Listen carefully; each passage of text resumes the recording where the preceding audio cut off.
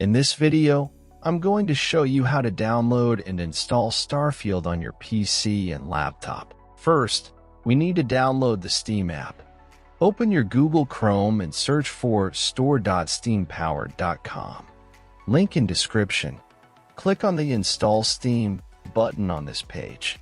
Once you've done that, at the top right corner of your screen, click on the .exe file and open it. Complete the installation, and once finished, open your Steam app.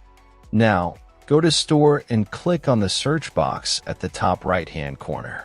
Search for Starfield to download the game. In drop-down menu, click on Starfield. Then scroll down until you see Added to the Cart button. Click on it. Now click on Purchase for myself. Set up your payment method, and you're good to go.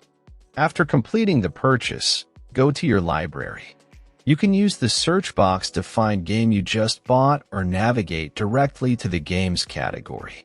Next step I will show on Game I Own. First, click on the game you want to play. Now click Install. Complete installation process. When installation completed, click to play, and that's all.